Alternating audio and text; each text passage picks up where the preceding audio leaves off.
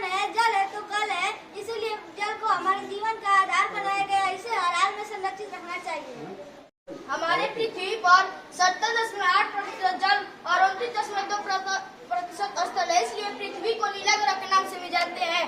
पृथ्वी पर पूरे पानी का स्रोत 47% है जो खारा है, जिसे हम पी नहीं सकते। 3% शेष बचा है, जो हम पीने योग्य बचा है, वो हमें ग्लेशियर व भूमिगत जल के रूप में प्राप्त होता है। इसलिए हम कह सकते हैं कि मीठे पानी का भंडार बहुत कम है। पानी एक प्राकृतिक संसाधन है जो हमें प्रकृति ने दिया है। अब हमारी जिम्मेदारी है कि हमें जल का संरक्षण व बचाव करें। जल एक रंगहीन व गंधहीन पदार्थ है जो सभी जीवधारियों के लिए अति आवश्यक है। पृथ्वी पर जल के स्रोत विभिन्न हैं, नदी, तालाब, वर्षा, कुआं आदि। हमें इन सभी को गंदा नहीं करना चाहिए, क्योंकि बिना जल के जीवन की संभावना करना असंभव है। सन 2022 की एक रिपोर्ट के अनुसार करीब 2 अरब लोगों को साफ पीने का पानी नहीं मिल पा रहा है, जिससे बार बार लोगों को बीमारी का सामना करना पड़ रहा है। बाढ़ और सूखे के कारण भी हालात और खराब हो रहा है, इसलिए वास्तव में हमें पानी को बचाने की जरूरत है। तो आइए जाने जल संरक्षण से हमारा क्या तात्पर्य है। जल संरक्षण का अर्थ है कि पीने योग्य पानी को बचाना है और इसे खराब और गंदा नहीं करना चाहिए। जल को बचाने के लिए हम जल का संरक्षण कर सकते हैं।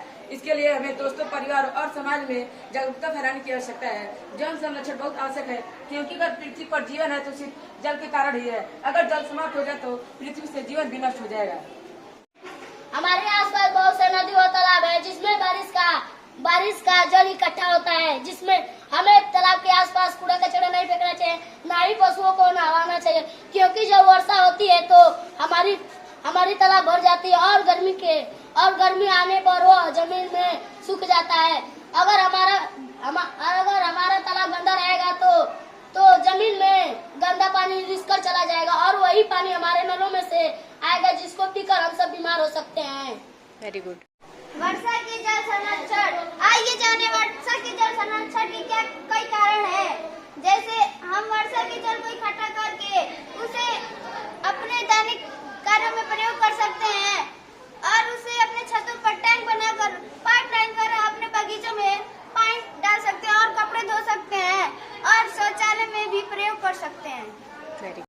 तो आइए आज हम जल संरक्षण पर चर्चा करते हैं। सबसे पहले हमें घरेलू कार्यों में उपयोग करने वाले जल को सीमित मात्रा में प्रयोग करना चाहिए। जब जरूरत हो तभी नल का इस्तेमाल करना चाहिए। मंजन करते समय नल को बंद कर देना चाहिए। वॉशिंग मशीन का प्रयोग अधिक कपड़े धोने के लिए करना चाहिए।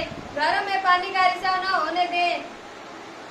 अधिकतर गाँव में देखा जाता है कि हम अपने घरों में नल के पास ही एक गड्ढा खोद देते हैं और नल का गंदा पानी इसमें इकट्ठा करते हैं। इससे यह होता है कि वह पानी जमीन के अंदर तक जाता है और पुनः नल के पीने में मिलाकर हम तक आता है। इससे पीकर हम बीमार पड़ जाते हैं और इसीलिए हमें जल को उचित निष्कासित नहीं करना चाहिए। जल को हमें गंदा नहीं होने देना चाहिए। जल को सुरक्षित रखने के लिए हमें खेतों में वर्षा आने से पहले हमारे खेतों में गड्ढा खोद देना चाहिए और उनमें गंदगी साफ कर देना चाहिए। जब वर्षा होगा तो गड्ढों में पानी भर जाएगा और पृथ्वी उसे सोख लेगी। गंदे पानी को पीने से कई प्रकार की बीमारियां होती है, जैसे डायरिया, पीलिया है, टाइफाइड आदि पोलियो जैसी बीमारी भी दूषित जल के कारण फैलती है।